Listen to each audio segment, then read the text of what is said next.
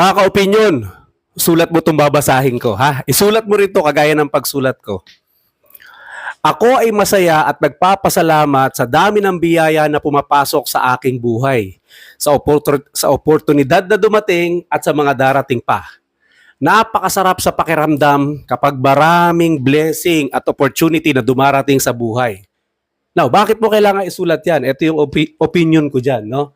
Pag palagi mong sinusulat yan at lagi mong iniisip araw-araw sa loob ng isang buwan, ang iyong kaisipan ay magiging sobrang aware sa mga salitang masaya, pasasalamat, biyaya at oportunidad. Mga ka-opinion, ito yung lagi mong tatandaan. Kung ano yung lagi mong iniisip at sinasabi, unti-unting magiging realidad ng buhay mo yan.